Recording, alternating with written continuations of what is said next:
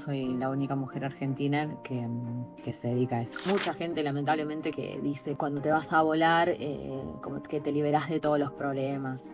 Y eso es un error enorme. ¿Qué te genera a vos en el cuerpo estando ahí arriba? Nosotros estamos sometidos a fuerzas G que son positivas y negativas. Y las negativas son las más difíciles de experimentar.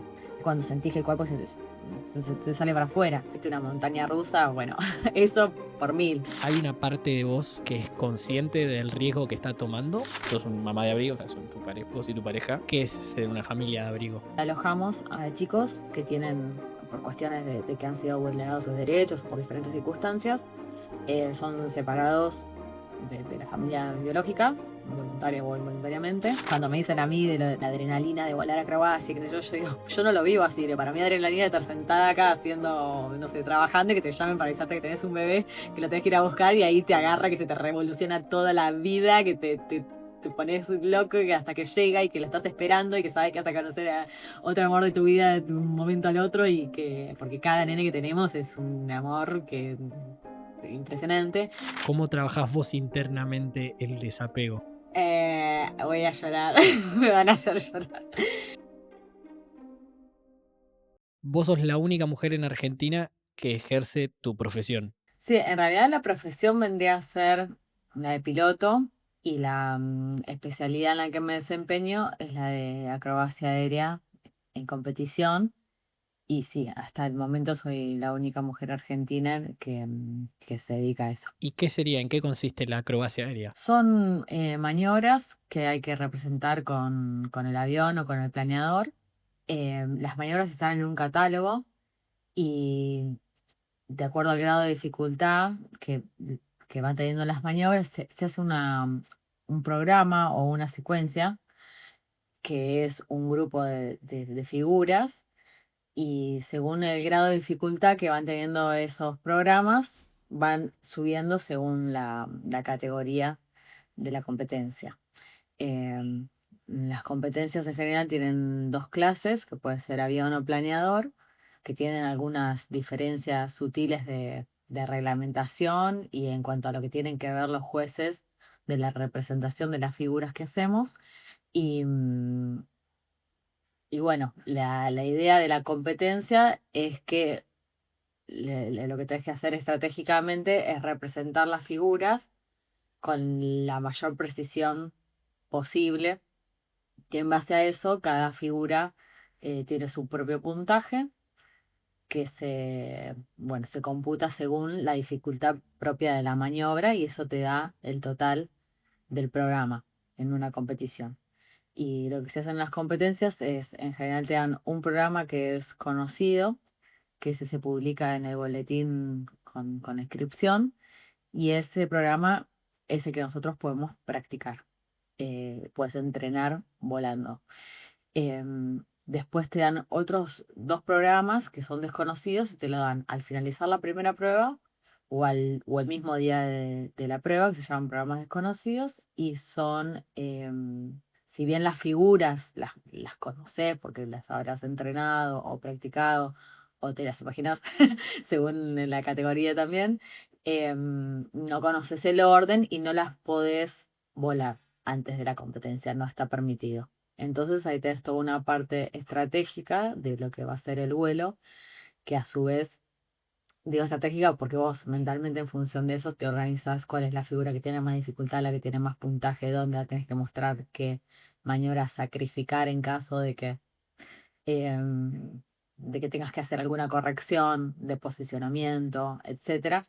Y, y después tenés, lo interesante de la competencia es que también en vuelo mismo tenés que ir recalculando porque la misma meteorología o el viento por ahí te va trasladando, entonces hay maniobras que tenés que repensar en el momento si por ahí te trasladó para un lado y los giros los tenés que hacer para el otro, si cambiaste un giro para un lado, qué otras maniobras eh, tenés que combinar después para mantenerte dentro de una caja, porque volamos dentro de una caja imaginaria que se llama box, que tiene 1000 metros de lado, entonces es muy importante la performance, digamos, cómo vos te manejás dentro de esa caja, cómo mostrás las maniobras ahí adentro. Es muy parecido a la gimnasia artística o algo así, que donde tenés un jurado y bueno, y vos tenés que representar cada figura con la mayor precisión posible.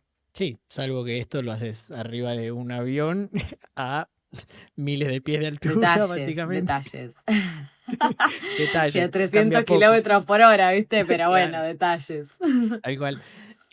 Y la verdad que fuimos tocando varios puntos. Primero, para empezar, me gustaría aclarar, bueno, todas las maniobras que se pueden hacer vienen en un catálogo. O sea, no se pueden salir, o sea, maniobras oficiales no hay por fuera de este catálogo. Mira, hay diferentes tipos de reglamentos en lo que es la disciplina de la actividad acrobática. Esos reglamentos lo que te cambian básicamente son las formas de juzgar o de representar la figura.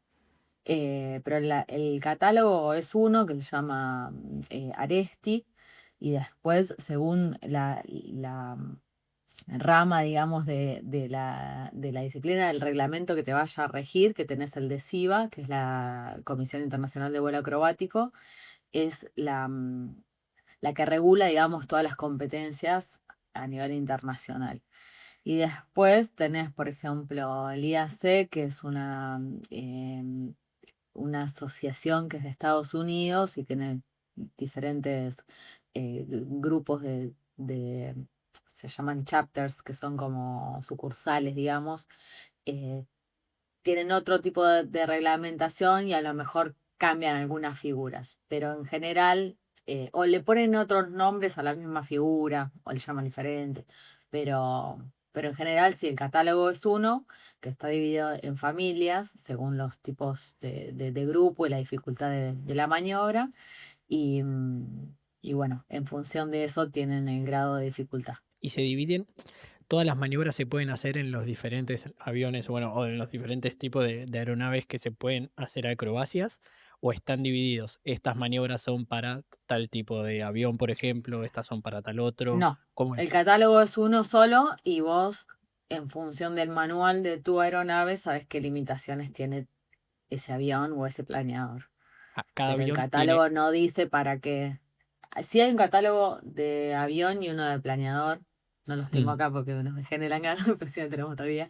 Em, Tienen diferentes catálogos, las figuras son muy parecidas, lo que cambia es la representación. En el planeador, al no tener motor, las líneas son mucho más cortas, entonces vos, por ejemplo, en una hammerhead, que es una línea en ascenso vertical, eh, ese ascenso es mucho más cortito. O sea, marcas la línea y enseguida tenés que patear. Entonces las líneas son mucho más cortas. Y aparte cuando estás cayendo verticalmente, el planeador se acelera muchísimo. Cada microsegundo que estás cayendo en picada se acelera un montón. Entonces es marcar la línea y salir. Y aparte perder esa altura.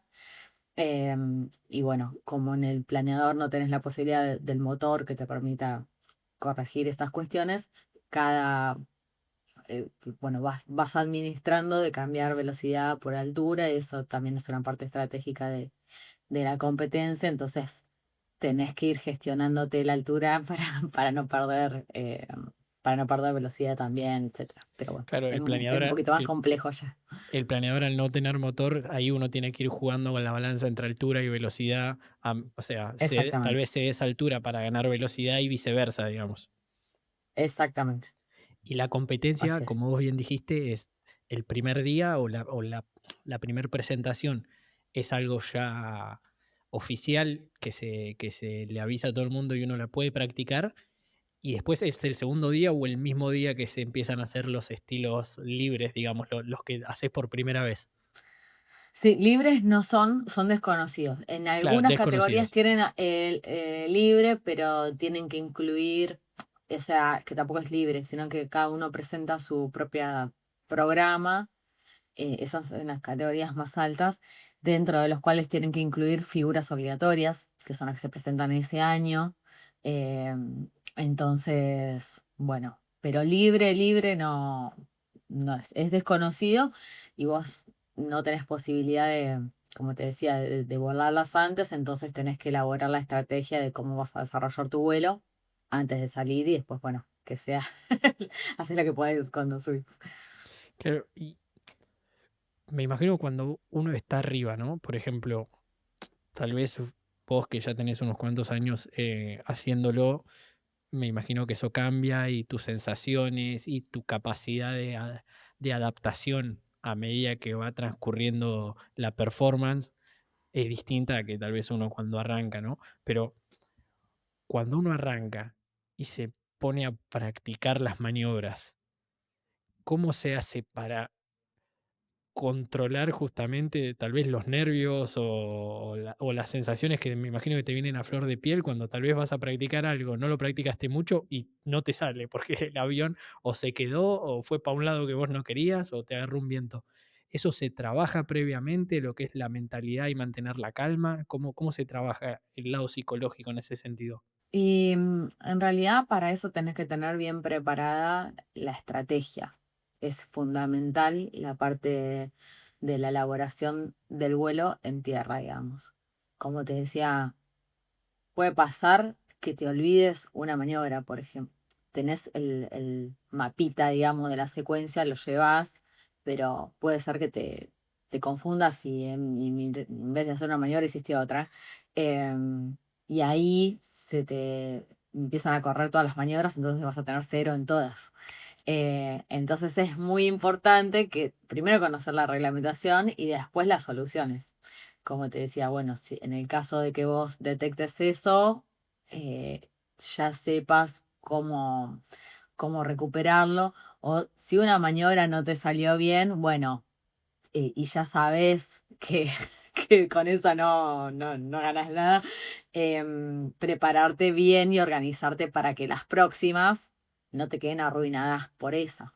Entonces, pero bueno, tiene que ver todo con la estrategia y lógicamente eso te puede llevar a una distracción o a arruinarlo. Pero bueno, son las cosas que tiene esto, de que por ahí, no sé, el mejor piloto le puede pasar que arruine toda la competencia por un error de esos y que otro que más o menos hizo bien todas las figuras, hizo lo que tenía que hacer, pueda ganarle.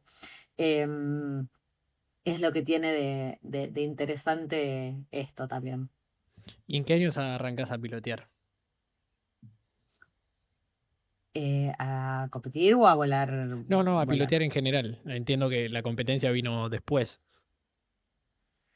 Y empecé en el 2011 tuve mi primer entrenamiento formal, digamos, de acrobacia en Alabama. Y a partir de ahí, bueno, estuve entrenando mucho en avión y después volví al planeador y terminé compitiendo en planeador. Pero mis ¿Te, orígenes fueron en y planeador. te sentís más cómoda en el planeador o por qué volvés? ¿Más a gusto o más cómoda? ¿Sentís que te No, fue sale por una mejor? oportunidad. Fue, me encopa, me encanta. La acrobacia en planeador me copa. Es mi, es mi preferida, no lo puedo decir porque tengo el avión mío. Ujú. Pero el tema del planeador es que también requiere mucho más organización. Desde un remolcador, alguien que te tenga la soga, el ala, como acá yo agarro el avión, me voy a volar, vuelo y no precisas más. Em, pero bueno, la competencia en planeador tiene sus dificultades porque como te digo, tenés que ser mucho más preciso con muchas cosas porque es menos perdonador, digamos, al no tener el motor. Entonces tenés que jugar mucho más fino con la energía, con la programación, la estrategia, digamos, del vuelo. Y bueno, y otra cuestión reglamentaria muy diferente es que con el avión, por ejemplo, como yo te decía, si te salteas una figura o algo, puedes interrumpir, haces una señal de que interrumpís la secuencia, te reposicionás y retomas desde ahí. Y con el planeador eso no lo puedes hacer, entonces ya la tenés que zafar como puedas. Entonces, em, creo que el volar planeador también te prepara diferente, como que vuelas más prolijo, vuelas con otro tipo de formación. Claro, Y sí, y además al no tener ese margen que acabas de comentar, de tal vez parar la prueba y arrancar desde ahí, te hace ser mucho más preciso y tal vez más precavido, porque sabes que no hay margen de error. Me tiene que salir medio en esta y si no me sale Que tengo que salga lo que correr. salga. Claro, y si no me sale tengo que corregirlo como pueda, pero no es que puedo frenar la prueba. Eso me Sí, imagino sí, que sí. también De hecho, juega bueno, me dicen a mí que soy muy buena corrigiendo. O sea, me las mando, las cagadas, claro, pero soy buena corrigiendo. Y también tiene que ver con lo que vos mostrás, porque una cosa es lo que vos percibís de lo que está haciendo tu vuelo y otra cosa es lo que se ve desde abajo. Entonces también es muy importante en los entrenamientos eso, tener en cuenta cómo se muestra o cómo corregís los errores y también vas viendo qué tipo de error eh, es más evidente que otro, por ejemplo. Pero bueno, todo eso tiene que ver con la estrategia de la competición. claro. Y es que sí, justamente otra cosa que me parece muy loca y te quería consultar es la percepción de uno, ¿no? Porque uno está haciendo las maniobras, además de todas las cosas que tenés que tener en la cabeza que dijiste vos, de, che, bueno, si le erro acá tengo que saber cómo puedo llegar a hacer para zafarla y todo. La percepción que uno tiene arriba del avión, combatiendo con un montón de cosas, la fuerza G y un montón de otras cosas, me imagino que difiere de tal vez lo que se termina viendo o lo que terminan viendo los jueces. ¿Hay mucha diferencia en ese sentido? ¿O uno puede llegar a tener más o menos noción de, che, acá estuve bien, acá hice No, cualquier tenés, cosa? tenés la noción, pero sí, real que a veces pensás, ah, la rompí y no. Y otras veces, bueno, pensás que más o menos zafó y, y se ve bien. Y para entrenarlas necesitas siempre tener a alguien abajo como para justamente recibir esta segunda mirada que te diga, che, puedes corregir esto, o cómo haces Sí, sí, para la hora de entrenar. es fundamental, es fundamental. Em, y bueno, lo que te decía del planeador, yo la primera y única vez que había volado acrobacia en planeador fue mi primer vuelo de acrobacia, que también fue mi primer vuelo de planeador. Y yo, después que rendí la licencia y todo, no volé más planeador, porque empecé, bueno, a volar avión y tuve la oportunidad de empezar a entrenar acrobacia en avión y todo, y el planeador había quedado como olvidado, y aparte porque no hay oportunidad. O sea, no, acá debe haber dos o tres planeadores en Argentina que puedan hacer acrobacia. Y bueno, fue una oportunidad porque empezamos a entrenar con un instructor que aparte es el único que yo conozco, el piloto argentino que ha competido como más constantemente y participado en mundiales incluso de acrobacia. Y bueno, él nos invitó cuando vio que estábamos entrenando y que estábamos bien, nos dijo de volar y surgió esa oportunidad que tampoco fue buscada, o sea, no es que íbamos a entrenar para competir en ese caso. Así que más que nada fue en mi caso impulsado por la curiosidad de tener la experiencia, de participar en una competición, ahí fue cuando competimos en Austria. Entrenamos en Suiza también con unos capos de acrobacia de allá. Entonces, más que nada, fue una oportunidad, no fue algo buscado, ni volar planeador, ni competir. Pero bueno, sin dudas, lo que es el vuelo en planeador en acrobacia es espectacular.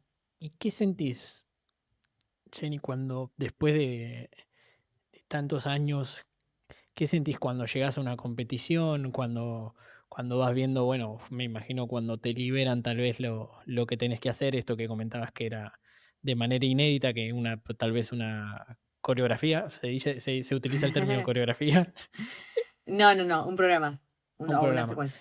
Cuando te largan el programa, ¿uno se va acostumbrando tal vez a esa manera de competir o es algo que siempre te cuesta adaptarse y le tenés que encontrar mucho la vuelta, ni bien te lo dan? Mira, yo tengo como una dificultad para reconocer mi propio estrés. O sea, yo por ahí me creo que estoy todo bien y de repente me broto toda. Y bueno, con las competencias en general me ha pasado que soy re tranquila. O sea, no, es como que tampoco lo pienso mucho.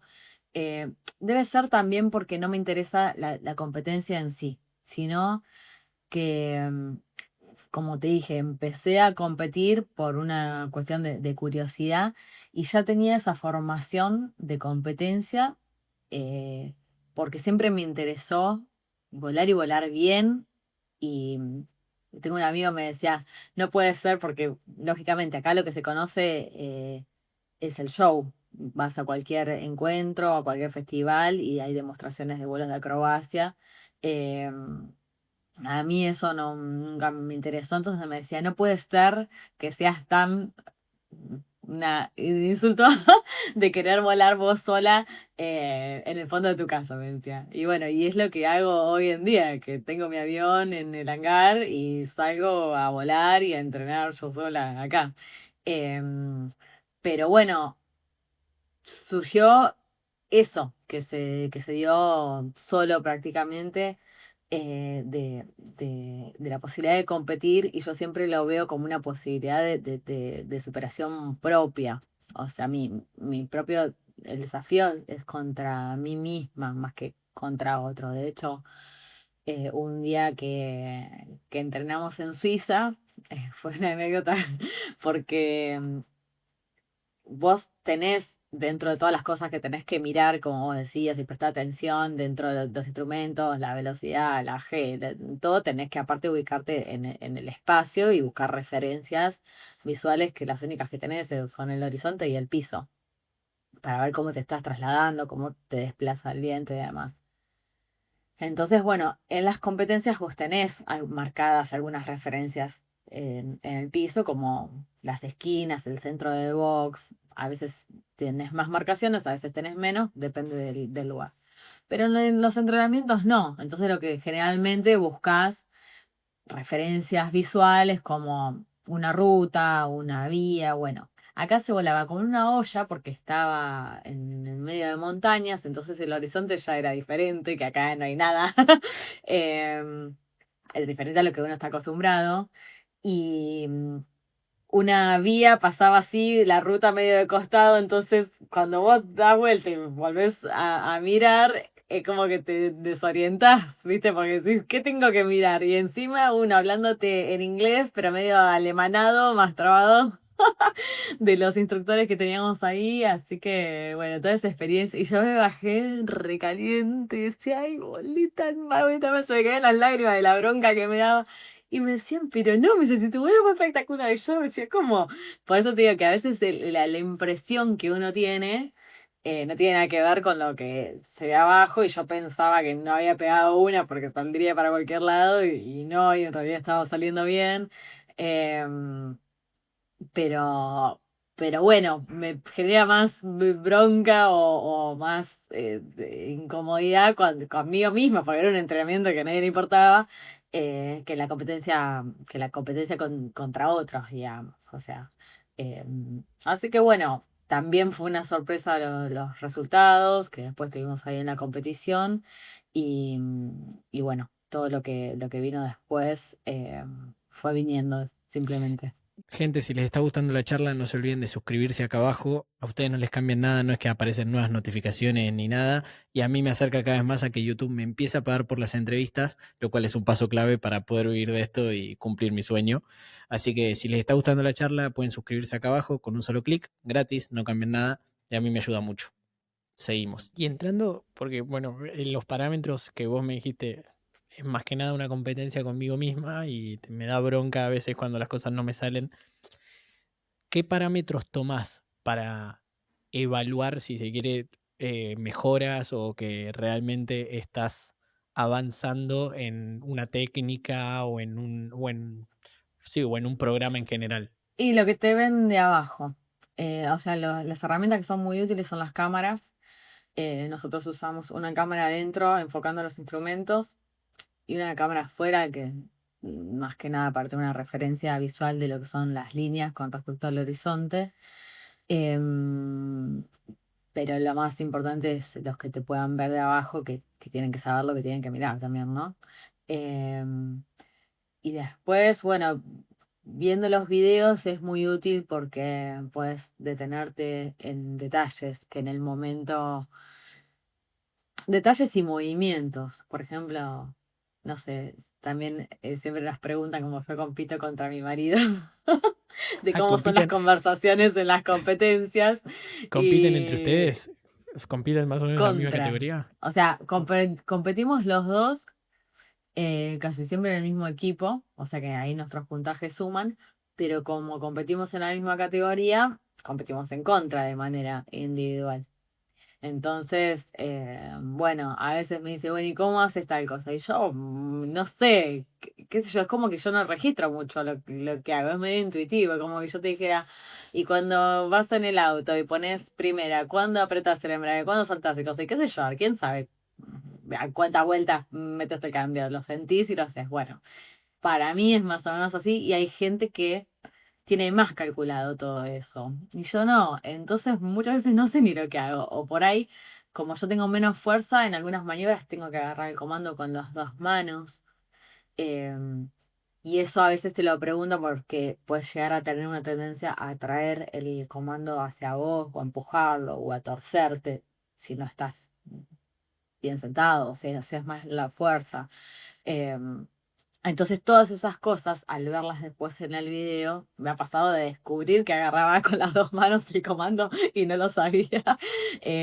O, por ejemplo, no sé, Marco se agarra de un caño que pasa por acá arriba de él para hacer como una palanca. Entonces esas cosas también las descubrí porque cuando las ves, porque en el momento por ahí no las haces consciente.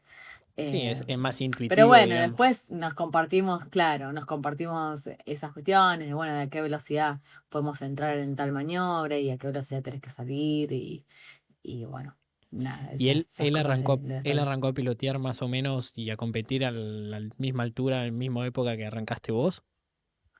No, él arrancó después que nos casamos, em, me parece, que Sí, me empezó gustaría, ahí a ya entrenar. aprovechando que sacaste el tema casamiento, porque hay una particularidad muy especial con tu casamiento, que me gustaría que la Sí, sí. cuentes para que quien nos escucha la conozca.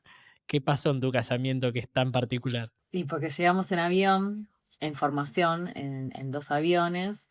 em, Hicimos unas pasadas por el Aeroclub, que era donde nos estaban esperando los invitados y donde iba a ser la ceremonia y la fiesta. Y yo llegué en un avión de acrobacia, él bajó para esperarme, y bueno, nosotros hicimos ahí un mini showcito y mientras él se acomodaba y cuando bajé, ya ahí me casé. Claro, básicamente llegaste a llegaste a tu casamiento haciendo acrobacias en un avión. Sí, real. Increíble, increíble. Literal, digamos, Sí, literal. literal. Pero bueno, por lo que dijiste, es algo que te apasiona, además se nota cuando lo hablas, uno esas cosas la transmite, no las puede esconder. Así que qué mejor que hacer algo que te apasiona justo el día que te casás. Sí, total, totalmente. Y aparte, bueno, tenía también mucho más referencia porque nos conocimos en ese club, porque volamos los dos. Y bueno, también fue algo inédito y súper original y tampoco lo pensamos así y bueno, surgió. Y fue también muy relajado todo, divino. También nuestros invitados saben lo que hacemos y a qué nos dedicamos, así que de alguna manera se lo esperaban también. Claro. Pero bueno, lo más sorprendente fue por ahí gente ajena a nosotros, como el cura o la modista, que no podían creer lo que estaban viendo, o los chicos que venían a filmar, no podían creerlo, decían, "¿Pero cómo van a estar?" Y pensaban, no sé, que yo me iba a bajar del avión y que iba a quedar tirada ahí en el piso, desmayada. Em, Y pero bajaste, bueno, no, no, bajaste eso fue re impecable, me entretenido. imagino. Impecable, con el vestidito, el tocadito, todo. No, y bueno, la que profesionaliza ve, sabe. Sí, Jenny, yo feliz. vos cuando te subís, ya por lo que has contado, hace prácticamente más de 10 años que piloteás y que competís, bueno, y todo, cuando te seguís subiendo a una avioneta, ¿hay una parte de vos que es consciente del riesgo que está tomando? ¿O ya eso después de tantos años se naturalizó completamente? Em, no, no sé bien cómo es. No es algo que... eh, es algo que me persigue más en tierra, digamos. ¿En qué sentido? Y porque a veces pensás más en eso cuando estás acá. Cuando tenés que decidir si vas a ir a volar, tenés que pensar si descansaste, si estás en condiciones. O sea, hay todo un trabajo que a lo mejor yo estoy mucho más pendiente de eso, que a veces incluso muchas veces no vuelo directamente porque hay muchas cosas que yo tengo en cuenta aparte del avión en sí. Em, ¿Cómo qué? y por ejemplo, si dormiste bien, nosotros, viste, somos familia de abrigo y vivimos con bebés hace 3 años. Entonces, bueno, te acostumbras a no dormir o dormir mal viviendo con recién nacidos. Si bien, bueno, el programa está pensado para que haya días en los que los nenes no estén con nosotros, eh, sí son factores en los que tenés que pensar, si estás correctamente descansado o si tenés algún malestar. Yo a veces tengo migraña y no tomo medicación porque no puedes estar medicado para volar. eh, Cuestiones que tenés que tener en cuenta. Preocupaciones, estrés, es muy importante. Hay gente, mucha gente lamentablemente que repite una frase que dice como que cuando te vas a volar, como que te liberás de todos los problemas. Y eso es un error enorme. Los problemas y las preocupaciones se van con vos, están en tu cabeza. Que vos en ese momento estés concentrado en otra cosa, porque a mí lo que me pasa, por ejemplo, con los nervios de las competencias o de cuando tenés que hacer una demostración, también me pasan en tierra.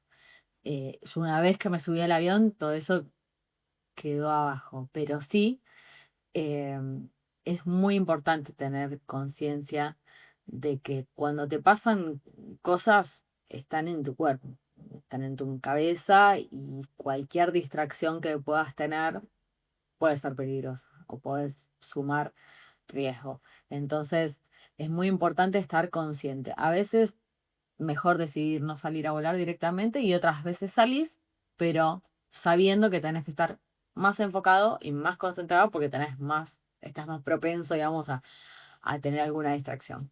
Em, entonces, yo con eso soy muy respetuosa y aparte uno tiene que aprovechar la diferencia entre lo que uno hace deportivamente y lo que sería un trabajo o una obligación. Si vos trabajás en la línea aérea, tenés que volar esta vez, tenés que subirte al avión y tenés que ir.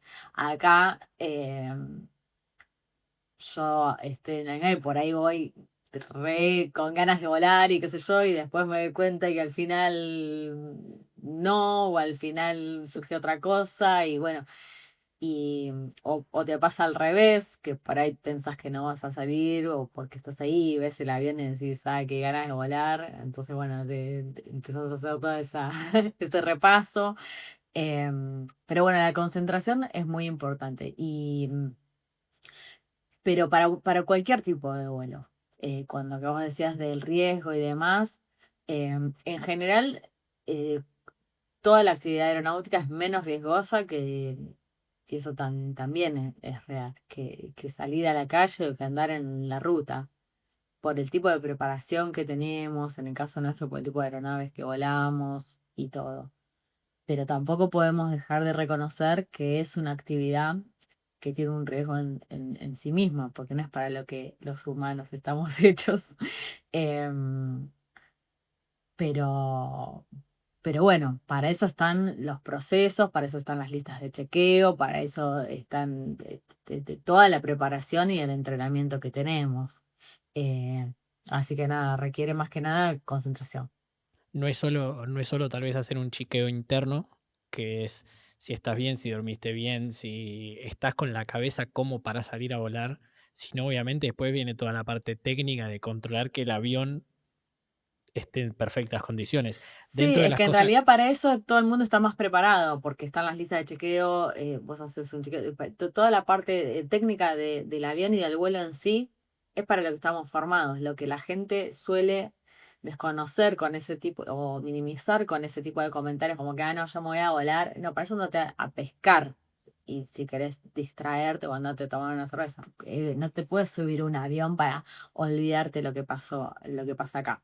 No deberías. Y si salís, bueno, tenés que saber que esa preocupación puede generarte alguna distracción. Entonces, a eso es a lo que menos estamos acostumbrados a escuchar ahora en el ambiente. Hay investigaciones de toda la cuestión de la conducta y el desempeño del humano, que por eso la tecnología avanza a pasos agigantados, porque tiene la aviación nada más que ciento y pico de años y pasamos de un avioncito de dos palitos y papel a los aviones ultrasónicos que hay ahora eh, en relativamente poco tiempo. Entonces la tecnología avanzó un montón y sin embargo, si los accidentes sigan pasando es porque hay que cuestionarse qué pasa con las personas que están ahí. Entonces, y desde siempre tuviste esta postura, o sea, desde que venís piloteando, le tratabas de concentrarte y darle bola más que nada a tu situación personal, o cómo trabajabas más que nada, que me imagino que en ese momento te pesaba tal vez un poquito más lo que es el miedo o algunas inseguridades que obviamente se van disipando con la mayor experiencia. Cuando apenas empezaste con lo que eran las acrobacias y los primeros vuelos acrobáticos, ¿tratabas de trabajarlo de la misma manera o tenías otro proceso interno que hacías en esa época? no, siempre me interesó ese tema y mi formación, porque ya viene de familia, estamos formados en eso, en el reconocimiento del desempeño humano, en ese tipo de evaluaciones. Entonces yo ya estoy formateada así. Pero, pero sí, particularmente sabemos que es una actividad en la que uno está, tenés una tendencia a naturalizar lo que haces, porque lo haces todos los días o porque te dedicas a esto. Y de alguna manera tenés que volver a la realidad y decir, no, no es normal. O sea, a mí me pasa o como cuando empezamos a hablar, que yo te decía, sí, bueno, tenés que hacer esto, esto, esto, y vos me decís, sí, pero venís a 380 kilómetros y estás girando en un avión con el cuerpo sometido ahí a fuerza G, aceleraciones, a esto, a lo otro. Em, entonces eso, hay como una tendencia a naturalizar lo que uno hace y tenés que volver a concentrarte de que no, no, esto no es normal y hay que tomarlo con la responsabilidad que corresponde, ¿no? Claro, dijiste al pasar fuerza G y todo lo que sufre o a lo que se somete el cuerpo. Me gustaría, Jenny, si podés contar un poquito más a detalle qué es la fuerza G, qué te genera a vos en el cuerpo estando ahí arriba y tal vez los entrenamientos o los tratamientos que uno hace previo como para justamente soportarla un poco mejor. Mira, es muy difícil de explicarlo porque no hay muchas actividades en las que se pueda sentir lo mismo o someter el cuerpo como para que alguien se lo pueda explicar. La única que puedes decir, bueno, viste una montaña rusa, bueno, eso por mil, porque nosotros estamos sometidos a fuerzas G que son positivas y negativas, y las negativas son las más difíciles de experimentar. Es cuando sentís que el cuerpo se te sale para afuera. Em, por eso es difícil de explicarlo, y En el hay avión se cosas que sienten simplemente ambas. las tenés que vivir. En el Sí, avión se sienten ambas, tanto la positiva como la sí. negativa. Sí, en el avión mío, por ejemplo, tenemos hasta +6 y -5 G. Em, y en una competencia, bueno, depende de la categoría y el tipo de maniobras que hagas, pero sí, hemos tirado hasta 7 G. Es un montón. Imagínate que es tu peso y el de toda la aeronave multiplicado por 7 en este caso. Claro, Em, como para que se tenga una entonces, referencia, yo te escuché una vez decir como esas lomaditas que uno agarra en auto no llegaban a ser prácticamente cero, puede n- ser. ¿Cómo ni era cero, sí. O sea, Sí, cuando uno va eso por es un +5, ponele. Y sí, es esa sensación de que vos sentís que el estómago se te sube, bueno, pero por mil. Claro, o sea, cuando uno va en la lomadita del auto, o sea, y agarra una lomadita que siente como medio que el cuerpo se le sube, no es ni un décimo de lo que se puede llegar a sentir o de lo que sentís vos haciendo un programa arriba del avión. Claro, en algunas maniobras, por ejemplo, acá tengo una, hay así todo para demostrar. Por ejemplo, hay una figura que haces una línea vertical y caes así, también vertical. Esa es negativa porque te vas así como para afuera. Cuando lo empujas así, el cuerpo quiere tirar para arriba. Haces así y como que se te va todo para afuera. Y la positiva es al revés. Vos venís así y la haces para atrás. Y a veces da mucho más la impresión de, para el que lo ve, que, que es más grave tirarte para atrás que para adelante. Y en realidad el cuerpo lo sufre mucho más, porque es algo a lo que menos estamos acostumbrados, a la negativa que a la positiva.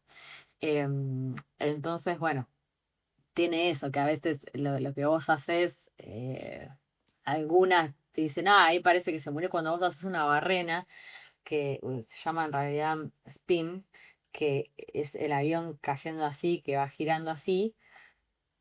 Parece que te está pasando de todo, pero vos en el cuerpo no tenés sensaciones fuertes, porque no estás cargando el avión ahí, simplemente estás girando así Claro, o y sea, vos, cayendo, ¿no? vos, Simple, vos podés simplemente. venir tomándote un matecito, básicamente.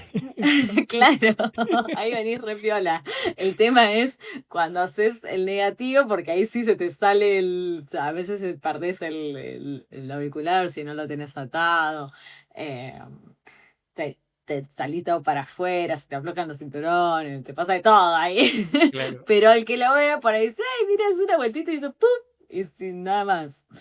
no, Em, es que es muy loco, es muy loco imaginarte que no solo partiendo de la base de que estás arriba de una avioneta haciendo acrobacias, con toda la locura que eso conlleva para los simples mortales como nosotros que nunca lo hicimos. Pero más allá de eso, tenés que estar en una competencia dentro de la zona delimitada. Tenés que seguir un programa que, como comentaste vos, algunos es la primera vez que lo estás haciendo. Tenés que estar combatiendo, en el caso de que le haya cerrado en algo, en cambiar la estrategia para corregirlo y seguir con el programa.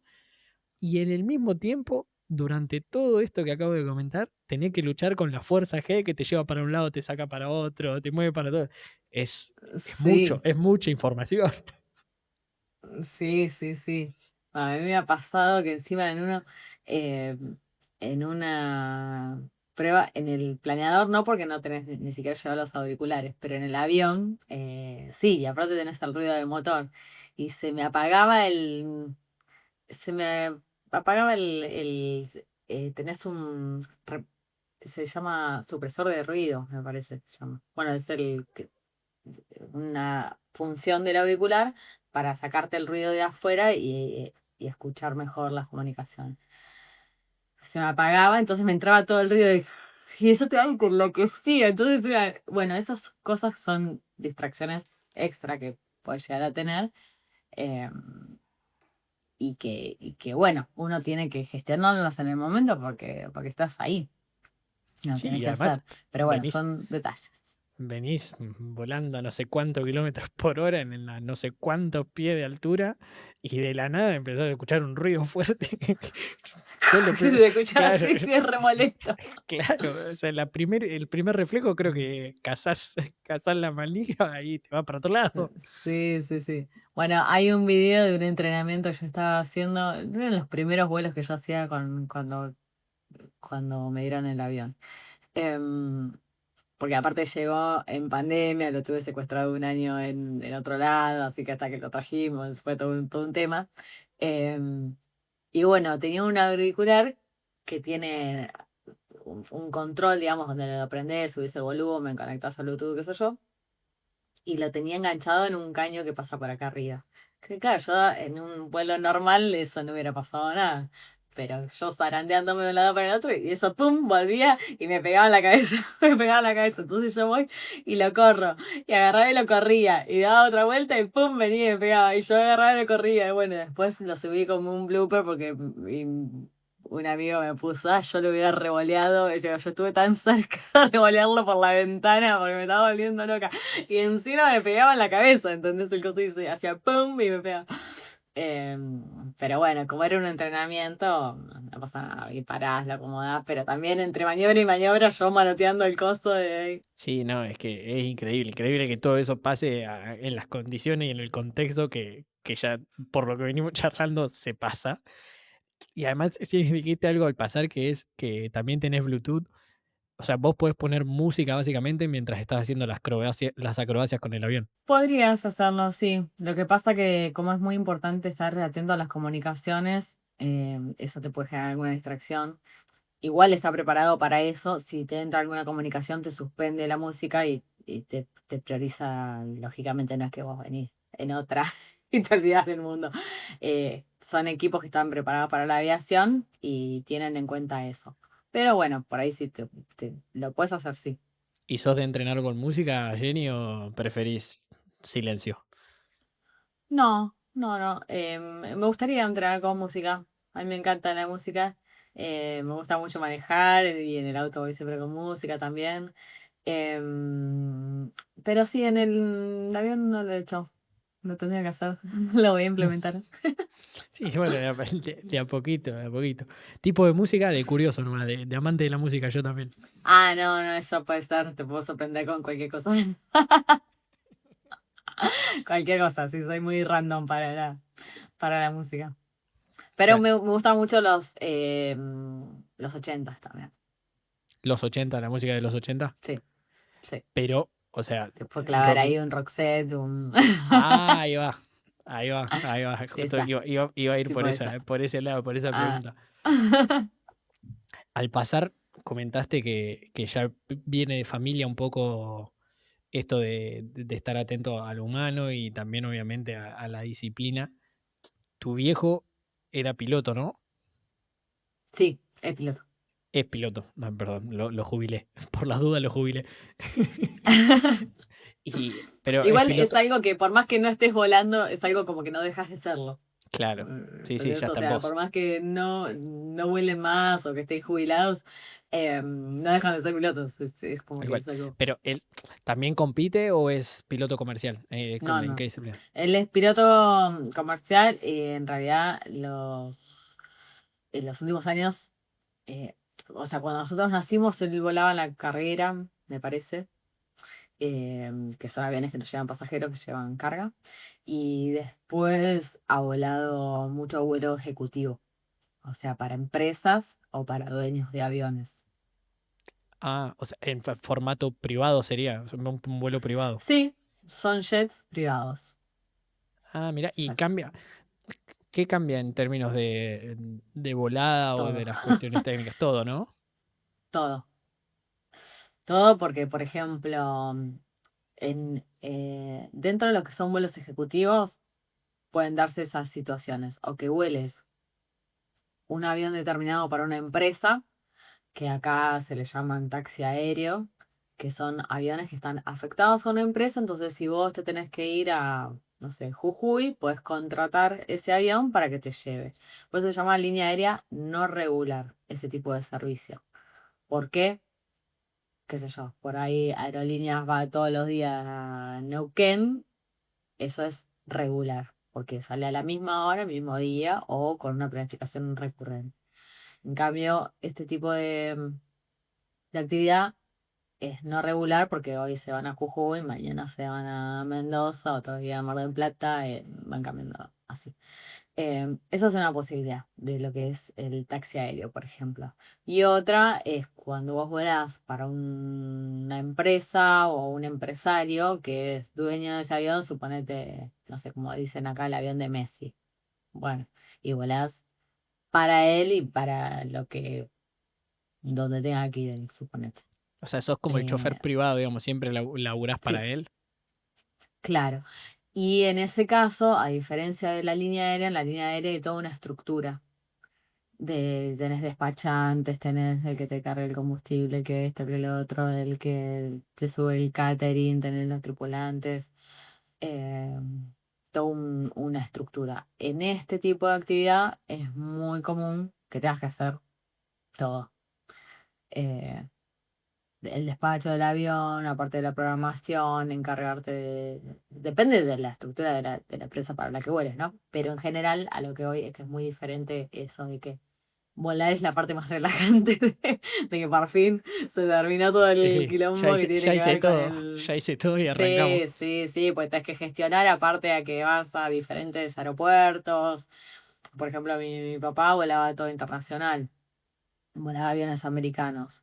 Entonces, bueno, una vez al año daban la vuelta al mundo, hacían muchos vuelos a China, Hong Kong, Londres, Nueva York, Aspen. Entonces vas, aparte de como son vuelos muy largos, algunos requieren escala. Entonces tenés que tener como toda una logística de eso, de hablar con chinos, gestionarte un remis que te vaya a buscar cuando llegás, un hotel, bueno, todo una cuestión que nada tiene que ver con lo que es ser piloto en una línea aérea, por ejemplo. Jenny, te escuché decir cuando estaba preparando la charla, en un momento te escuché decir una frase que fue también uno de los grandes motivos por los cuales te ofrecí de hacer la charla, más allá de tu actividad y de la pasión que sé que sentís. Una frase que dice, mi papá se va a trabajar feliz. Y por el contexto que veía, era una de las razones por las cuales también vos optaste por la disciplina o seguir, entre comillas, más o menos el mismo camino. ¿Qué te generaba eso? ¿Por qué eso era tan importante para vos, el ver que tu papá iba y trabajaba feliz? Y porque, qué sé yo, un tipo que feliz, feliz y disfrutando de lo que hace y que a veces le ha tocado estar afuera en fechas eh, importantes como su cumpleaños o en alguna fiesta o en alguna cuestión. Y creo que en muchos oficios, por más que a uno sea lo que le gusta hacer, cuando se convierte en un trabajo, como te decía, que tenés la obligatoriedad de cumplir con determinadas cuestiones, empieza como que cambia el significado. Y yo veía con compañeros de él, que por ahí cuando le tocaban misiones, que por ahí estaban 20 días afuera. Y ya se empezaban a quejar de querer volver a la casa, de querer hacer tal cosa, de querer dormir en su cama, de querer comer una tortilla, qué sé yo, ¿viste? Quejarse de cosas. Y él no, es como que es su lugar en el mundo, estar en cualquier lado, y vuelve feliz y nada, es una persona feliz. Y aparte también te das cuenta cuando lo escuchas hablar, con la pasión y con el esfuerzo que ha significado para él, hacer su carrera y con el amor que le dedica también a la educación, a formar gente, a investigar, a estudiar, con em, con lo respetuoso que es, con sus cosas y qué sé yo, con todos los aspectos de su vida. Por ejemplo, no sé, cosas que uno veía en la vida cotidiana por el tipo de formación que él tenía, como que era un tipo que se sentaba en el asiento y se ponía el cinturón de seguridad cuando los otros no tenían. O sea, ahora te suenan alarmas, un mono te pega en la cabeza para que te pongas el cinturón de seguridad. Antes no. Y él tenía esas conductas, por ejemplo, que en ese momento llamaban la atención.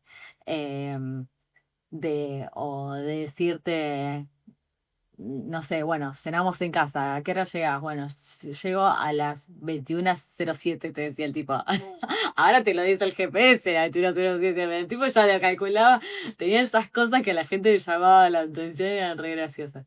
Em, pero bueno, creo eso, que el tipo de formación que tiene lo que nosotros hacemos se ven también en cosas cotidianas. Mi tío una vez lo llamó a mi papá porque decía no podía creer que yo me subí en una lancha con él y le dije, ¿tenemos combustible?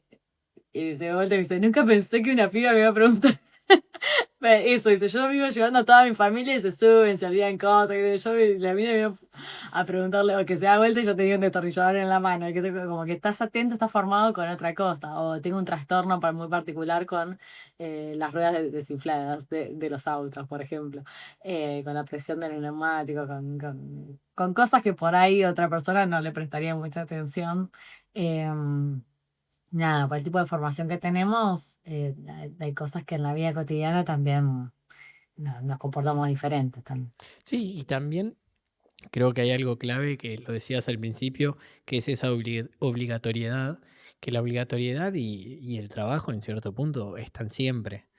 Lo que tiene el plus, lo que tiene tal vez el hack de trabajar de algo que te gusta, es que justamente todas las partes que no te gustan tanto de tu trabajo, que siempre están, por más que sientas pasión por lo que haces, hay ciertas actividades que te gustan menos que otras, pero al hacerlo siempre con bajo una actividad que te apasiona o que te gusta realmente, hace que todas esas cosas las hagas con mayor gusto y te cuesten menos y disfrutas mucho más aquello que realmente te gusta. Entonces, ahí es donde yo creo que está la mayor ventaja de hacer algo que te gusta, que es justamente el mal trago, los malos momentos y las actividades que tal vez no te gustan tanto, igualmente las sentís mucho más ligeras que si hicieses un trabajo que no te gusta y encima tenés que hacer dentro de ese trabajo que no te gusta cosas que no te gustan. ¿Y qué, qué significa tu viejo para vos en tu vida? Todo. Él es todo, imagínate. Eh, Qué sé yo, no solamente para mí lo que es como profesional, sino que es como papá también. Bueno, y el hecho de que él esté siempre acompañándome. O sea, la gente se imagina que porque mi papá es piloto, yo nací en un aeroclub y corría entre aviones. Eso no sucedió. Yo tengo dos hermanos varones. em, y cuando nosotros nacimos, él ya volaba profesionalmente y como te digo, por el tipo de actividad que él hacía, nosotros no teníamos mucho contacto con los aviones, pero sí con eso, de vivirlo a él. Em, y aparte, bueno, es lógicamente una actividad que llama mucho la atención. El otro día me escribió una chica que me contactó por las redes, porque bueno, resulta que muy loco todo, pero conocía a mi mamá había sido niñera de ella antes de tenernos a nosotros, y me dice, porque yo me imaginé que eras vos y que me acuerdo de tu papá, que era piloto, y si para mí verlo en ese momento, a tu papá, que era piloto, era como guau, me dice. Eh, Era como que era re flashero conocer a alguien que es piloto. Entonces, bueno, también siempre tuvimos eso de que todo el mundo se acuerda quién es mi papá, porque era el piloto, ¿entendés? Nadie se acuerda por ahí de qué hacían los papás de los demás. Em, y bueno, sí, en algunas oportunidades nos íbamos a volar con mis amigos y los llevábamos, o por ahí íbamos re locos, porque ibas en un avión ejecutivo a tomar un café con leche a Mar del Plata y te volvías. Usaban, entiendo que vos también, y me gustaría que cuentes un poquito el día a día, pero el avión lo solían usar y lo usabas vos también como para moverte también, no No. es solo para... Ah, nosotros sí lo usamos de manera cotidiana. En ese momento, cuando nosotros éramos chicos, no teníamos mucha posibilidad de estar con los aviones por estas cuestiones, de que eran aviones americanos, que están en muchas veces ubicados en otro lugar, o son aviones privados, entonces no sube otra gente o no tenés posibilidad de hacer un vuelo que no sea necesario. Entonces, cuando tenían que trasladar por ahí el avión de un lado al otro, ahí sí teníamos permitido por ahí acompañarlos o hacer algún tipo de prueba. Pero en el caso nuestro, sí, tenemos, bueno, este avión mío que es de acrobacia y tenemos otro que es un Cessna 172 que es para 4 personas y que la verdad que lo usamos como si fuera un auto. Nos vamos a vacaciones, nos vamos a... Mi marido tiene familia en Peguajó, Ahí subimos perros, chicos, todo y nos vamos. Como una persona agarra el auto tal vez para irse a la costa con la familia, ustedes agarran el avión, suben a los perros, suben a los nenes, todo y se van para se van para donde tengan que ir. Sí, la otra vez fuimos, tenemos unos amigos que están en Mar de Ajó y vinieron unas amigas y nos fuimos a la costa en el avión, fuimos a almorzar allá, nos fuimos a la playa a la tarde y a las 7 estábamos acá. Lujo. Ah, Y el mismo día, listo. tranqui. Sí, sí, sí, sí, sí. ¿Y cómo es en Así que bueno, el esas cosas son término, medio flashero. la dinámica de a quién se le avisa cuando vas a agarrar el avión? ¿Cómo es la ruta? ¿Cómo se traza? ¿Cómo es todo el preparativo? Que me imagino que cuando agarras vuelo tenés que estar comunicada, no sé, con la central. ¿Cómo es eso? Sí, en realidad hoy tenés muchas más posibilidades con las aplicaciones que tenemos disponibles y demás. Hay aplicaciones específicas de aeronavegación, entonces lo que te permite es demasiado simple. Antes, y no hace 1000 años, hace pocos años, cuando yo empecé, no existía. Eso ya me delata un poco la edad. Pero bueno, tenías las cartas que pues tenías que agarrar, elegir de un punto al otro, ir calculando según tu velocidad, estimar el viento y la dirección y el rumbo y la deriva y un montón de cuestiones y el consumo y qué sé yo, un montón de cálculos que ahora le cargas tres datos en la aplicación y te lo tira. O yo pongo voy de La Plata a, a Pehuajó y te dice, bueno, ¿con qué avión vas? Le selecciona el avión, ya le cargué cuánto combustible consumo y después tenés la vida real, que es el consumo del momento según el viento del momento y un montón de condiciones, pero ya te tira el rumbo que tenés que hacer y después en la navegación misma lo vas usando y lo vas corrigiendo. Así como un montón de información tenemos simplificada hoy en día porque aparte también antes eran por ahí instrumentos que se incorporaban al avión y ahora en cualquier teléfono, en cualquier tablet lo puedes tener también. Así que es re cómodo. ¿Y no se comunica a nadie? Por ejemplo, che, voy a estar Sí, llegando a Pehuajó. Ah, ¿cómo es eso? depende para dónde vayas y qué espacios aéreos tengas que atravesar.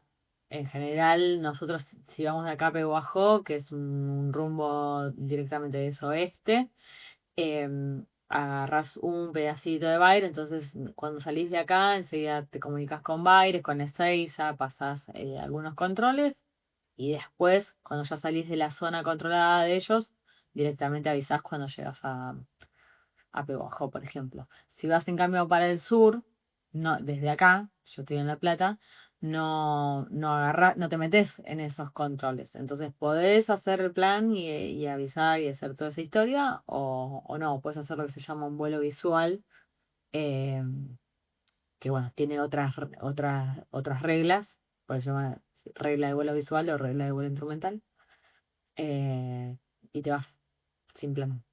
Sí lo Cla- armás vos, ¿no? Para saber a dónde tenés que ir, cuándo vas a llegar, toda esa historia, pero no necesitas permiso de tránsito ni nada. Clarísimo. Y dijiste al pasar, Jenny, una característica que me parece súper especial de vos y de tu pareja, que me gustaría también meterme un poco más a detalle, porque sos literalmente la primera persona que conozco que lo hace y me gustaría entender un poco todo el proceso y de dónde surge la idea, bueno, y algunas cositas más. Vos dijiste al pasar que sos un mamá de abrigo, o sea, son vos y tu pareja.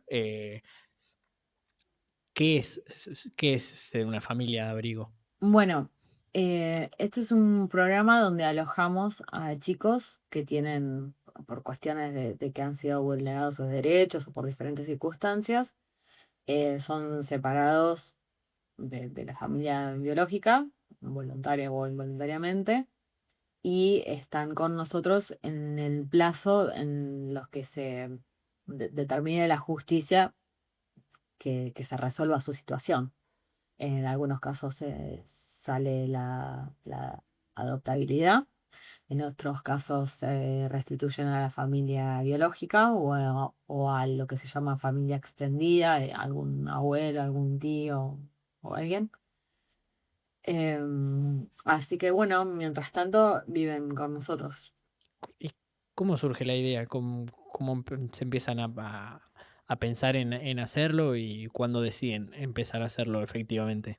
Mira, yo siempre estuve vinculada con los chicos porque cuando terminé el colegio me anoté en Casa Cuna como voluntaria.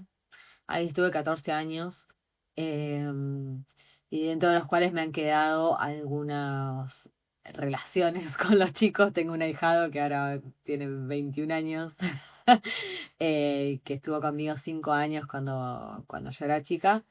Em, y después me enteré de este programa, que es completamente diferente, porque los chicos directamente viven en tu casa. Entonces, se llama Comunidad Malú, el programa en el que yo estoy, eh, con mi familia. Y es de cero, en este caso es de 0 a 4 años los chicos que ingresan. En nuestro caso siempre nos han tocado recién nacidos, solamente una nena vino con 13 meses, eh, fue un abrigo cortito que tuvimos. Pero en general tuvimos una nena que llegó con 2 días, otra que llegó con 8, otra que llegó con 10. Ahora actualmente uno cumplió 2 meses. Eh, pero, pero bueno, eso está también en la preferencia, digamos, que tenga la familia. Yo con los chiquitos tengo como una fascinación. Eh, y bueno, surgió porque una amiga mía, que justo son estos amigos que te comentaba recién de Mar de Ajó, adoptó dos hermanitos que habían sido abrigados en Comunidad Malú. O sea, ellos serían la otra parte que no es de la comunidad, sino que es de la adopción. Vos para ser familia de abrigo no podés estar en la lista de adoptantes.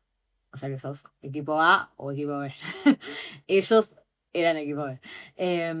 Entonces, ellos estaban para adoptar y adoptaron dos nenes que habían sido abrigados en esta comunidad. Ahí es donde yo me entero de la existencia de este programa y de este sistema, y le dije a Marcos de anotarnos y demás. Yo creyendo que por mi experiencia con Casacuna y todo, me iba a ser como más fácil, esta parte del desapego, que es cuando los chicos se van. Pero bueno, después sabes que no es algo a lo que te termines de acostumbrar jamás y que todos lo sufrís tremendo. Pero tenía como más miedo por él, de que yo estaba recopada con eso y decir, bueno, estoy involucrando a otra persona, así que lo hablamos, lo decidimos juntos y bueno, empezamos. Y eso, yo siempre digo que cuando me dicen a mí de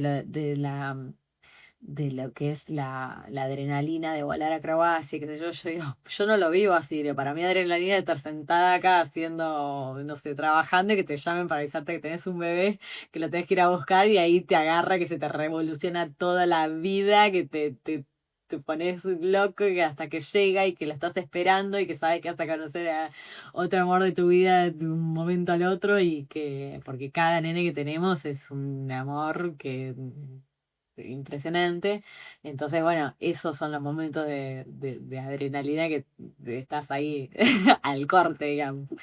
Pero bueno, es una experiencia que es muy linda, nosotros disfrutamos muchísimo. Tenemos la suerte de tener vínculo con todos los nenes que tuvimos. Yo cuando escucho a mis amigos, contarles a otras personas sobre lo que hacemos, me emociona porque digo, qué loco cómo lo ven ellos, ¿no? De que van a un cumpleaños nuestro y están todos los nenes que nosotros haríamos, con los papás que los adoptaron. Entonces, bueno, también, como somos dos familias por cada chico, eh, también tenés un vínculo de convivencia con la otra familia. ¿Siempre la otra familia es la misma? No.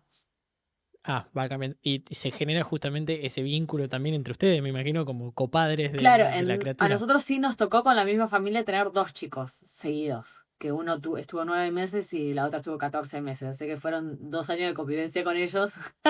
Pero bueno, porque también nos llevamos re bien y había sido, el primero había sido el primer abrigo de ellos que tuvieron con nosotros.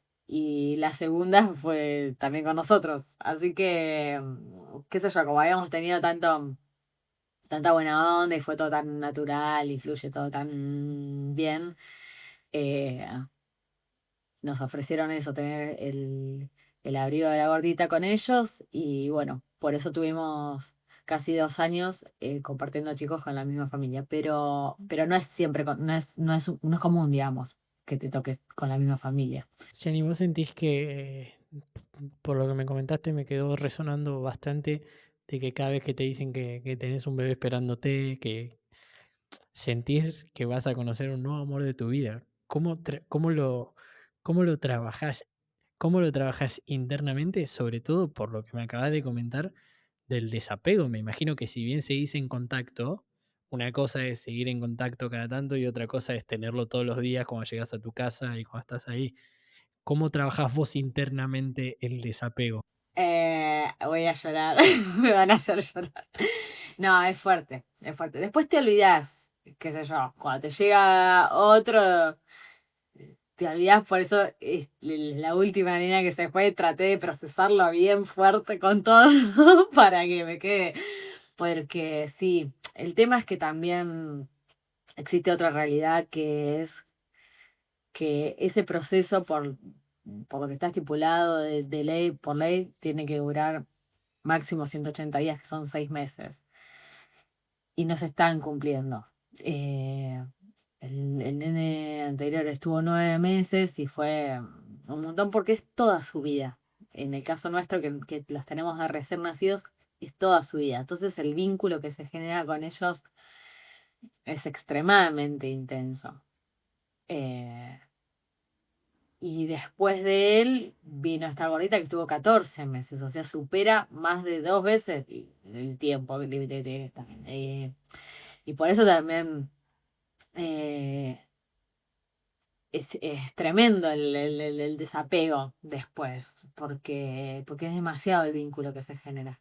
De todas maneras, yo creo que sí, pues está relacionado con el tiempo en cuanto a ellos, a esto que te digo que es toda su vida y a que no conocen otra cosa en general, las experiencias nuestras, ¿no? Lo que nos ha tocado a nosotros. Eh, pero por otro lado, lo que vos sentís con ellos, aunque estén 3 meses o 6 o 9, es de la misma intensidad, porque vos das, es como que es todo, y el amor, y vos, en ese momento él es todo, o ella, o sea, el bebé que tenés. eh, y es más, ayer estábamos contando como unas amigas, y le digo, no, una nena que vino con 2 días, estuvo 3 meses, y me mira y me dice, pero 3 meses estuvo nada más, digo, sí. Me dice, pero pareció, bueno, lo visto porque fue tan intenso y bueno, fue 3 meses. Y después, aparte de entrarse en la comparación, bueno, sí, porque el otro tuvo 9, porque el otro tuvo 14, porque el otro tuvo 2, pero parece poco esos 3 meses, pero fueron un montón. Y aparte, el papá, ella sigue viniendo, el fin de semana estuvo en el hangar, mañana cumple 3 años. Eh, y el papá te dice, no sé, ellos criaron a mi hija. Y vos decís, pero fueron 3 meses nada más. Pero bueno, cuando él la conoció, los únicos 3 meses de vida de ella los había pasado con nosotros. Y el vínculo que tenemos con esa familia, con esos papás, que yo, por ejemplo, la otra vez le mandé un mensaje y le digo, che, ¿la puedo buscar a la gorda por el jardín? Así después me la llevo a merendar y no sé qué. No, me dice, porque es el día que está con papá, porque se van a un galpón, no sé qué. Y después me manda un audio y me dice, ¿cómo le voy a decir que no a usted? Me dice, ¿estás loca? Me dice, si ustedes son... Entonces él cree que nosotros somos más familia que él, entonces. Pero bueno, nos dan ese lugar, todo eso es re emocionante, los vínculos que se generan por el amor a la misma persona. O sea, es todo tan sano, tan puro, tan amor, porque real que yo a ellos no los conozco, ellos van a tener amigos con los que tienen mucha más relación que con nosotros, o a sus propias hermanas, no se los han dejado, nos prefieren dejarlo con nosotros. Eh, entonces, bueno, esos vínculos que se generan con esas familias y con los chicos, la verdad que es algo que como que te recarga de amor permanentemente. Sí, es algo realmente hermoso. No sé cuánto valga, pero lo felicito realmente tanto a vos, a tu Mm. marido, como a todas las personas que lo hacen, porque es algo precioso lo que hacen, como vos decís, desde el amor puro y a un sufrimiento futuro garantizado. Porque, Sí. porque Hay una anécdota que una familia nos dijo cuando tuvimos la primera gordita, con una familia que yo la tenía, me dice, chicos, esto es como el Titanic. O sea, sabemos cómo termina. Pero bueno, ya te embarcaste, entonces ya estás ahí, sabes que te la vas a poner. El final es anunciado, sí. claro, literal. Que en definitiva, si uno después lo analiza en frío, y me imagino que también es algo que tanto ustedes se deben haber planteado, no deja de ser todo fructífero. ¿Por qué? Por las relaciones que vos contás que están teniendo, no solo con las familias después que adoptan a los nenes, sino con los mismos nenes y nenas que han pasado por su casa. O sea, no deja de ser todos vínculos nuevos que se generan de puro amor, que obviamente es algo hermoso, pero hay que estar después, hay que estar ahí en el desapego. Por eso es súper valorable, súper... Sí, realmente es fuertísimo y no tenés forma de prepararte para eso. Vos sabés que cuando se estaba yendo la gordita, esta que tuvo 14 meses, yo pensaba en eso, porque es contradictorio, porque vos decís, es lo que vos querés para ellos, es para lo que vos estás trabajando, es lo que es todo lindo aparte, y decís, ¿por qué me siento tan mal? Y bueno, es eso, es porque es un duelo igual. Y yo la miraba a la otra gordita que tiene 3 años, que viene todos los fines de semana, y yo decía, pero si va a ser como ella, va a venir igual, y va a venir, vos ya lo sabés, pero ese proceso lo tenés que pasar. Lo tenés que pasar porque es heavy, te falta, o sea, no está. Y una vez un médico me dijo, me dijo algo que fue gracioso en el momento. eh, Porque claro, yo caí con el bebé, me miraba como, y empiezan a sacar cuentas, ¿viste? ¿Hace cuánto que no te veo y cómo fue que llegó esto? El bebé es re chiquito. Entonces le digo, bueno, no, lo que pasa es que somos familia de abrigo, entonces más o menos le conté. Y él seguía teniendo y cada tanto miraba al bebé, me decía, pero ¿y cómo hacen? Y seguía diciendo, y después me dice, mira, yo tengo un gato en mi casa. Dice, el gato, lo odio el gato. Dice, pero yo llego y el gato está. Dice, entonces si yo después me hace falta el gato, que ni me lo banco. Dice, ¿cómo vos haces cuando no están más? Bueno, yo me reía. Me causó mucha gracia lo del gato. Pero sí, cuando no están, te queda una angustia. Pero bueno, sabes que es algo que tiene que pasar y que lo haces por ellos. O sea, el amor es todo. Y después cuando empiezan a venir esas eh, que te mandan mensajes, que la foto, que los encontrás, y qué sé yo. Nada, es tan gratificante que vale la pena, real. Justo quería ir a esa parte de por qué lo haces, por qué lo hacen. Por eso, porque vale la pena, porque lo que vos puedas pasar en ese momento no se compara con todo lo que vamos aprendiendo, que significa lo que hacemos realmente. Yo estaba, como te digo, en Casa Cuna, tuve la experiencia de trabajar, de estar ahí durante 14 años, todavía tengo contacto con muchas de las personas que trabajan ahí, y que lo hacen con todo el amor del mundo. Pero es otra cosa que es completamente diferente. Son 2 personas por ahí para 10 chicos, y se tienen que bañar todos a las 7 de la mañana. ¿Y quién se quiere bañar a las 7 de la mañana? Y ellos que viven acá y que hacen y tienen una persona que los agarra, que los abraza, que los cuida, que los ama profundamente. Y, y que tienen, nosotros nos reímos porque hay una frase que decimos de que tienen acceso a una vida normal. Y una vez nos encontramos, nosotros somos timoneles también. Tenemos un barco en el club de regatas y nos encontramos con uno que pasó también que me miraba como diciendo, ¿hace cuánto que no te veo? Porque estábamos con otro bebé. Em, y le dijimos eso, le explicábamos que tienen esa posibilidad de que te estás cenando con la familia, de que te vas a dormir, de un ritmo familiar, accedes a una vida normal, le decíamos nosotros. Entonces se quedó así, dice, pero chicos, pues era el 31 de diciembre y pasamos Año Nuevo en el barco con él. Entonces decía, pero eso no es una vida normal. O sea, este pibe vive en un aeropuerto lleno de aviones, todo en un barco, pasa Año Nuevo. Eso no es una vida normal. Entonces, bueno, se reían, pero real eh, que, que tener esa experiencia de vivir en ese entorno los primeros años de su vida, donde se forman muchas cuestiones psicológicas y emocionales. Una vez una psicóloga que yo le estaba contando, saben lo que hacíamos, pero bueno, teníamos una reunión virtual y la veía a la gorda pasar y pasar, pasar y pasar y me abrazaba y yo la besaba y no sé qué, me dijo, ojalá sepan la importancia que tiene el trabajo que ustedes hacen, de la importancia que tiene para ellos recibir ese amor a esa edad y de vivir así tranquilos y relajados y en un entorno de seguridad y de amor. Em, y la verdad que justamente teniendo esa posibilidad de verlos crecer, eh, la otra vez los papás de otro nene nos compartieron el informe del jardín, de cómo es él, de lo empático que es, lo cariñoso, qué sé yo, y nos dice, esto es lo que hicieron ustedes con él, por cómo lo cuidaron y por cómo fueron. Y todo eso te mata, te mata. Entonces, nada, imagínate que todo lo mal que lo puedas pasar es nada comparado con todo eso que recibimos todos los días.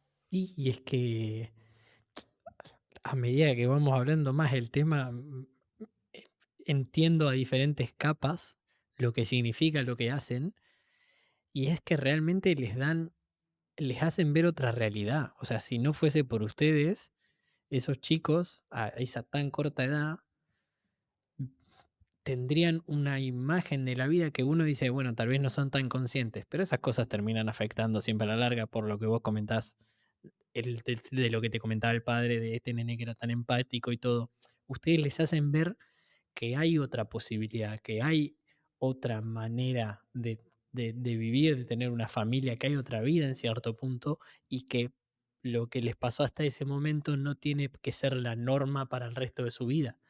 Está bien, tal vez son muy chiquitos y tal vez no lo logran racionalizar, pero eso claramente queda y afecta y en un futuro les cambia la vida. Y me encantaría terminar con una pregunta que me, que me surge justamente de todo, por todo lo que hablamos es, ¿nunca pensaron en pasarse al otro equipo, al equipo B, al equipo de adopción? Ya lo pensé, la realidad es que con todos decíamos, bueno, ya fue, nos quedamos. Pero no. Em, pero empezamos con eso porque, bueno, esto que te digo que se exceden los tiempos y qué sé yo, y me decía, bueno, ya fue, este se queda. Pero con todo decimos lo mismo. Pero no. Estamos muy comprometidos con esta tarea.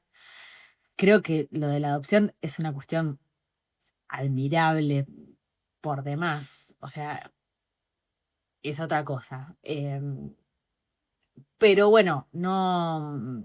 ¿Lo ves tan diferente a lo que Creo hacen que lo ustedes? mío. Sí, sí, totalmente. ¿Por qué? Totalmente. Y porque primero que es algo para siempre. Y eso, eso ya es eso ya es todo. Eh, es diferente el compromiso, todo. Sí, casi no tendría ni comparación, te diría, con lo que hacemos nosotros. Yo admiro profundamente a la gente que toma la decisión de adoptar y de hecho tuve la posibilidad de adoptar a este nene que estuvo 5 años cuando yo tenía 22. Y lo había decidido porque, bueno, de alguna manera él ya vivía conmigo y él ya tenía 5 años y eso no se resolvía y ya está. Y lo hablamos con el equipo técnico del lugar y lo hablé con mi familia y mi papá me dijo, yo estoy, lo que vos decías, te banco, mi mamá también. Y bueno, y de repente surgió la adopción y se empezó a vincular con su familia y lo adoptaron y se fue. Y yo la acepté también y digo, bueno, vamos con esa. Em, pero bueno, son casos puntuales. Yo a él lo conocía, él ya vivía conmigo, o sea, que no es lo mismo que bueno, tomar la decisión de adoptar, siempre estuvo como de alguna manera en mi cabeza. Por un lado lo de la algo con los chicos y por otro lado lo de la aviación. y sola fue decantando cada camino. O sea, nunca pensé que iba a terminar volando a Croacia, porque no sabía ni que existía cuando yo era chica. Y yo me imaginaba con los chicos algo parecido a maestra jardinera, después pensé por la adopción y terminé haciendo esto, que es lo que mm, como mi lugar en el mundo también, que tampoco sabía que existía. Y, pero es algo con lo que me siento muy cómoda también, con el sistema y toda la cuestión. Así que es lo que decidimos hacer y estamos con esto. Y el compromiso que nosotros tenemos con los chicos es este. Y de alguna manera, si existiera la posibilidad de quedarse con alguno de, de los chicos, yo creo que sin duda lo haríamos, pero no es para lo que estamos, o sea, nosotros estamos para cumplir esta función y que de alguna manera yo ya lo entendí eso todos los años que estuve en Casa Cuna, que lo importante es lo que haces vos en ese tiempo en el que el chico tiene que pasar por ahí. Y esa es tu misión de marcar esa diferencia, de bancarlo ahí. Que después lo que se decida hacer con ellos o por qué terminaron en esa circunstancia no es un tema tuyo. Eh, entonces, la misión esa tiene que estar muy clara. Y yo tuve la oportunidad de conocerla y de comprometerme y de entenderla cuando era muy chica. Y bueno, ahora puedo hacerlo desde otro lugar, con este otro tipo de programa con el que te vinculas muchísimo más, pero bueno, es algo que nos encanta hacer y es para lo que estamos, digamos. Por último, ¿qué es lo que más te gusta de ser una acróbata aérea y qué es lo que más te gusta de ser una mamá de abrigo? De la Croacia aérea, yo creo que lo que me llamó la atención la primera vez y lo que sigo disfrutando cada vez que me subo es eso, la sensación de volar, la sensación que te produce en el cuerpo, eh, la acrobacia, la locura que representa hacer lo que hacemos con una aeronave, ¿no? Eh, Eso por un lado. En este momento encima se suma la circunstancia de que tengo mi propio avión y es el avión que soñé siempre, entonces ya verlo y sentarme y estar con él en un todo es como un sueño cumplido, entonces ya estar como estábamos ayer en la oficina y verlo por la ventana, em, es un montón. O sea, que aunque no huele, disfruto igual de su existencia. Así que pues, todo lo que tenga que ver con eso me genera esa satisfacción, esa felicidad. Y aparte cuando lo veo y me acuerdo todo lo que lo soñé, lo pensé y lo deseé y todo, me digo, más no puedo pedir. Así que eso es todo lo que me genera a mí la aviación y la acrobacia. Y después, con respecto a los chicos, bueno, es lo que te decía recién, todo lo que es la vida cotidiana con ellos, cuando escuchás por primera vez que dicen tu nombre, cosas, momentos cuando te el primer baño, el primer diente que le sale, la primera comida, compartís tantas cosas importantes de cada uno de ellos que nada, lo vi con una intensidad y encima con la posibilidad de multiplicarlo porque vas sumando chicos y vas sumando familias y vas sumando eh, amor. eh, Así que bueno, eso es lo que más me gusta también de esto. Jenny, gracias por tu tiempo, gracias por ser una protagonista más en el show y sobre todas las cosas, gracias por lo que haces, no solo por la pasión que transmitís con la aviación, sino sobre todo y fundamentalmente por tu labor como mamá de abrigo, que me parece algo totalmente destacable y que aporta no un granito de arena, aporta una tonelada de arena a que el mundo sea mejor. Gracias.